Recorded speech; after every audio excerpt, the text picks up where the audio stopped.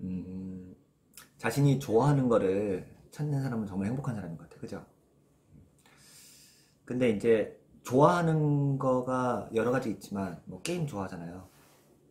근데 그걸 계속하지 못하는 이유는 사람은 좋아하더라도 거기서 의미를 찾지 못하면은 오래 할 수가 없거든.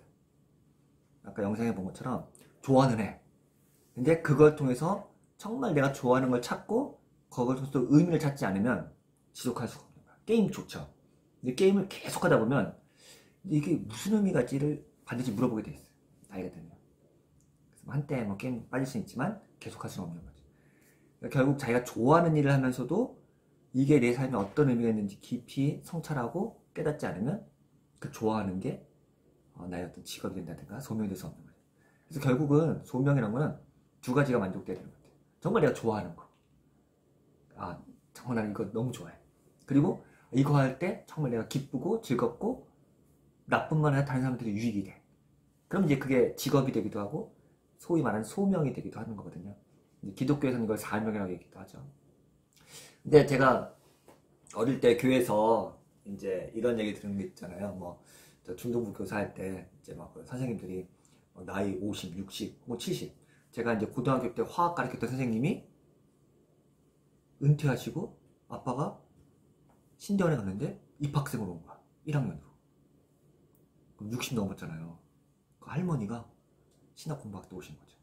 근데 그렇게 해서 뒤늦게 뭐 선교사가 되거나 뭐 목회자가 되거나 이런 분들이 있거든요. 근데 그 중에서 어떤 분들은 간증을 할 때 이런 간증이 있어요. 정말 나는 끝까지 하기 싫었는데 하나님께서 여기 나를 부르셔서 왔다.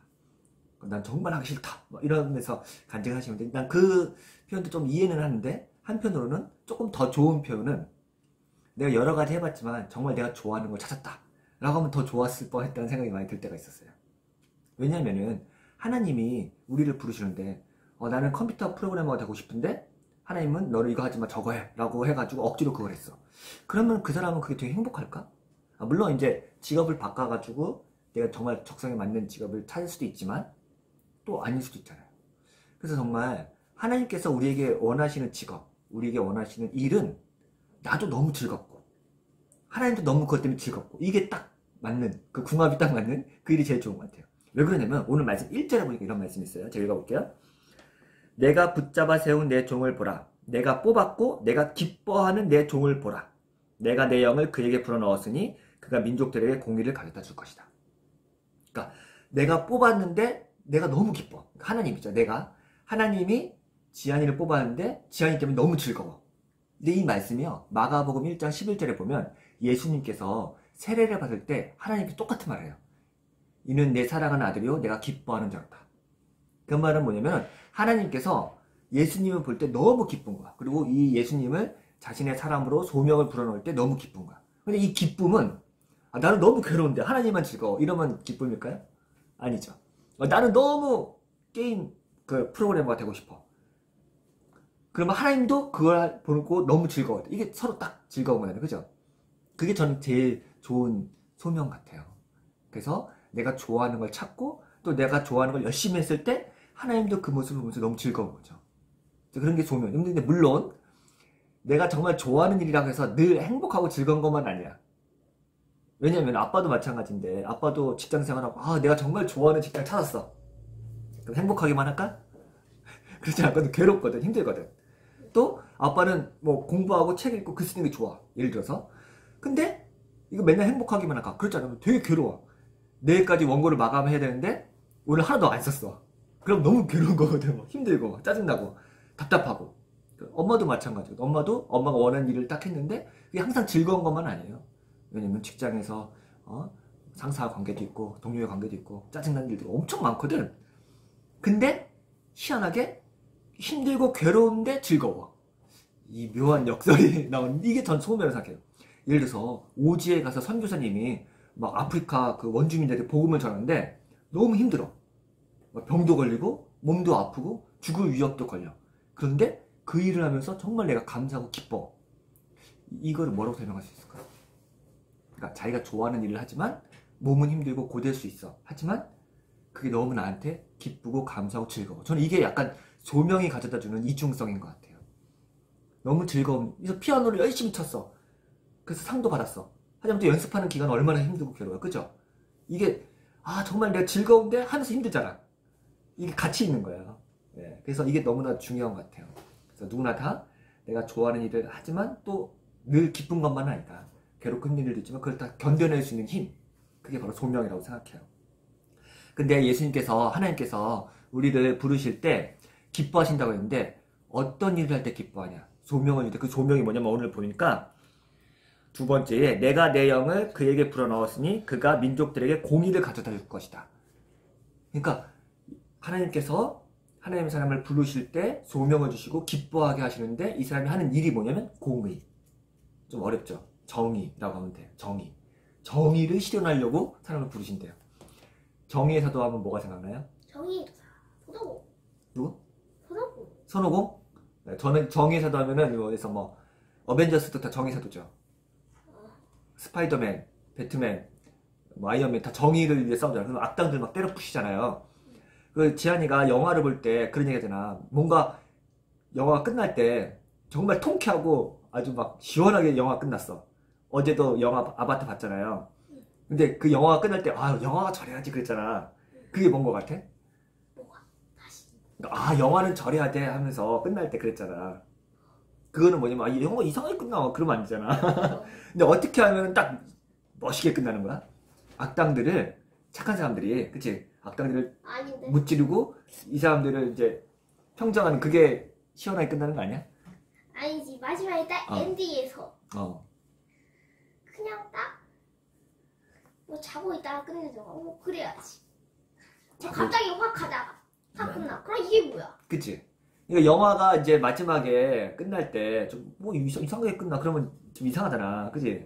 근데 뭔가 시원하고 통쾌하다는 걸 사람이 느낄 때 정의의 사도가 착한 사람들이 악당을 무찌르고 다시 평화가 찾아오고 이게 이제 되게 시원하잖아요. 어제도 보니까 그 아바타 그 부족들이 인간들 다 이렇게 몰아내고 다시 이제 거기서 평화가 찾아오잖아요. 그런 게 사실은 정의의 사도가 하는 일인데 사실은 배트맨, 뭐 슈퍼맨, 아이언맨, 스파이더맨 이런 애들이 정의를 구현할 때는 사실은 악당들하고 싸우거든. 그죠? 싸워서 무찌르는데 그 정의가 사실 성경에서 좀 다르게 나오거든요. 오늘 제가 말씀 읽어볼게요. 2절부터 4절까지. 서린 한번 다시 읽어볼래? 42장 2절부터 3절. 그는 소리치거나 목소리를 높이지 않고 거리에서는 목소리를 내지 않을 것이다. 그는 상한 갈대를 꺾지 않고 불길이 약해진 심지를 끓지 않을 것이다.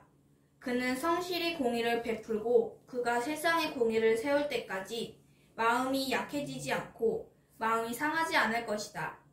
바닷가에 사는 사람들도 그의 가르침을 기다릴 것이다. 네. 그러니까 정의를 실현하는데 어떻게 하냐면 소리치거나 목소리 높이지 않아. 거리에서는 목소리를 내지 않을 거래. 그러니까 내가 정의의 사도다. 내가 이 땅에 정의를 가지러 왔다. 혹은 막 힘으로 목소리를 하지 않는데 3절에 보니까 상한 갈대를 꺾지 않아. 그러니까 갈대라는 게 이렇게 막 흩날리잖아요. 갈대. 근데 이걸 꺾어버린다는 건 뭐냐면 약한 사람이 있는데 그 약한 사람의 마음을 상하게 하지 않는다는 거예요. 불길이 약해진 심지. 그러니까 촛불이 있는데 막 촛불이 막 약하잖아요. 후황 꺼지잖아요. 근데 그 약해진 심지를 끄지 않는데. 그 말은 뭐냐면은 지금 굉장히 힘이 없고 약한 사람들을 잘 돌봐준다는 얘기예요. 왜냐면 이게 참 그런데 그 할리우드 영화 보면은 건물 때려 부시고 막 싸울 때 사실은 검은의 사람들은 어떻게 해요? 꿈의 사람들은 그냥 죽는 거지 뭐. 근데 사실 약한 사람들이잖아. 강한 사람하고 싸우느라고 약한 사람들이 지금 그 건물 안에 사람들이 아니면 건물이 무너지면 그 밑에 있는 사람들 깔려 죽잖아. 그러니까 그런 약한 사람들이 많거든. 근데 그 영화는 악당하고 싸우느라고 그런 게 잘 보이지 않는데 사실은 오늘 말씀 보니까 아주 약한 사람들, 힘없는 사람들을 결코 무시하지 않고 그들을 보호해준다는 말이에요. 그죠? 그래서 성실하게 공의를 베풀고 4절에 보니까 그가 세상에 공의를 세울 때까지 마음이 약해지지 않고 마음이 상하지 않아. 이건 뭐예요? 예를 들어서 내가 항상 폭력적인 방식이 아니라 평화적으로 말로 사랑으로 보듬으로 사는 건 이거는 전쟁이 쉽게 끝나질 않아요. 나쁜 사람하고 막 싸워서 때려 눕히면 금방 끝나는데 우리 대화를 합시다. 우리 말로 합시다. 제가 당신 사랑합니다. 우리 이러지 맙시다. 라고 하면 전쟁이 쉽게 끝나진 않아요. 그러면은 쉽게 사람이 지쳐서 이 싸움 그만하고 싶다라고 마음이 무너지고 포기하고 싶은데, 이 사람은 어떠냐면 세상에 공의를 세울 때까지 마음이 약해지지 않아. 평화를 전하지만 결코 포기하지 않는 거야. 난 끝까지 이거 할 거야 라고 마음하고, 마음이 상하지 않아. 이거 하다가도 자기가 마음이 상할 수도 있고 마음이 무너질 수도 있고 또 상처도 많이 받을 수 있는데, 마음이 상하지 않고 끝까지 이 길을 갖겠다는 거야. 그래서 바닷가에 사는 사람들도, 그러니까 저 멀리 사는 사람들도 그의 가르침, 이런 평화로 정의를 세우는 것을 기다린다라는 게 나온 거야. 그러니까 어쩌면은 하나님께서 바라시는 정의라는 것은 때로 부셔서 사오는 정의가 아니라, 이런 약한 사람들 돌보고 보살펴 주면서 평화를 전함으로써 이 세상이 바뀌기를 천천히, 길지만 함께 걸어가는 것. 그게 바로 우리를 부르신 공의의 방법이란 거예요. 그래서 이거를 예수님께서 오셔서 진짜 했죠. 예수님께서 와서 눈먼 사람들, 배고픈 사람들, 걷지 못하는 사람들, 옥에 갇힌 사람들 다 해방시키시고 그들을 평화로 했죠. 그래서 로마 군인들과 싸우지 않고 사랑의 메시지로 이 사람들을 감동시켜서 천천히 하나님 나라를 만들어가는 거죠. 네, 5절하고 6절 한 번 더 선생님께 읽어줄래요? 7절까지. 5절, 6절, 7절. 하늘을 만들어 펼치시고 땅과 거기서 생겨난 것들을 퍼뜨리시며 땅 위에 사는 사람들에게 숨을 주시고 땅 위를 걸어 다니는 사람에게 생명을 주시는 여호와와 하나님께서 이렇게 말씀하신다. 나 여호와가 정의를 이루려고 너를 불렀다. 내가 내 손을 잡고 지켜줄 것이니 너는 백성들의 언약이 되고 이방의 빛이 되며 눈먼 사람들의 눈을 뜨게 하고 갇힌 사람들을 감옥에서 나오게 하고 어둠 속에 앉은 사람들을 지하 감옥에서 풀어줄 것이다. 아멘. 네, 예수님께서 누가복음 4장에서 하셨던 말씀이죠. 그래서 실제로 하나님의 소명이라는 것은 되게 구체적인 거예요. 예수님 당시에도 그랬지만 실제로 아픈 사람들 소독해주고 후시딘 발라주고 반창고 붙여주는 게, 이게 정이고, 그죠? 배고픈 사람 먹을 거 한 끼 대접해주는 이게 정이고, 그죠? 그리고 마음이 아파가지고 울고 있는 사람, 괜찮아, 하나님 함께 하실 거야, 힘내, 기도해주는 게 정이라는 거예요. 그러니까 이거는 무슨 대단하게 세계 평화와 정의를 내가 이 한번 바치겠습니다 라고 할 때 그 거대한 목적도 사실은 구체적인 한 사람 한 사람들을 이렇게 돌봐주는 게 정의라는 거예요. 이거 예수님이 하셨잖아요. 예수님께서 세상을 구원하시는데 세상을 어떻게 구원하세요? 한 사람 한 사람 찾아가서, 눈이 아프세요? 예수님께 눈을 위해서 기도해주고, 배가 아프세요? 배 만지면 기도해주고, 마음이 아프세요? 그러면 위로해주고. 이게 세계 평화를 위한 정의라니까요. 되게 구체적이죠. 그러니까 하나님께서 우리에게 소명을 주시고 정의를 실행하려고 할 때는 추상적인 게 아니라 바로 옆에 있는 사람 한 사람에게 사랑을 전하는 게 바로 정의라고 하셨던 거고, 예수님께서 바로 그걸 하셨고 동시에 우리에게 그렇게 부르시는 거죠. 그래서 말씀 마무리하겠습니다. 소명이란 거, 사명이란 건 딱 세 가지예요. 제가 볼 때는 내가 좋아하는 거, 내가 즐거운 거, 그런데 나만 좋으면 안 되고 이게 내 이웃과 내 주변 사람들을 행복하게 해주는 거, 그죠? 이게 같이 되고, 또 하나 마지막, 하나님께서 하나님 나라를 위해서 나를 이 땅에 부르신 소명을 발견하는 거. 이게 다 연결되어 있어요. 이게 바로 우리를 부르신 소명이에요. 정의를 실행하는 거예요. 뭐 거창한 하나님 나라 정의를 위해서 우리 싸우자 이런 게 정의가 아니라, 내가 즐거워하고 그리고 그 즐거운 일로 내 주변 사람에게 유익을 주고 그것이 하나님 나라에게 유익이 되고, 또 크게는 세계 평화와 정의를 위해서 작은 씨앗이 되는 것. 이게 바로 소명이라고 생각해요. 그래서 앞으로 설인이, 시우, 지안이, 또 아빠, 엄마 모두 다 새로운 직업을 갖고 또 어떤 일을 하게 될 때 정말 아까 그 오타쿠처럼 즐거워야 돼. 내가 행복하게 돼. 에반게리온 그 카드 모은 도장인 사람 내가 너무 좋아하는 일이야. 그리고 동시에 그게 성경에 보니까 다른 사람들을 위로해주고 도움이 되는 일이야. 그리고 또 하나님 나라에 귀하게 쓰임받는 일이야. 이래 있으면 좋겠어요. 저희가 이렇게 가정 예배 드리지만 이번 성탄절날 우리가 한번 이따 광고 시간에 얘기하려고 하는데, 우리의 헌금을 모아서 또 우리도 구체적으로 뭐 큰 건 아니지만 우리가 도우시는 사람들 정해서 우리 헌금 모아서 함께 도와주면 어떨까 그런 생각이 들더라고요. 그래서 이번 달 헌금을 그렇게 모으면 어떨까 그런 생각이 들었어요. 그리고 그게 우리에게도 기쁨이 되고 또 다른 사람들 도와주는.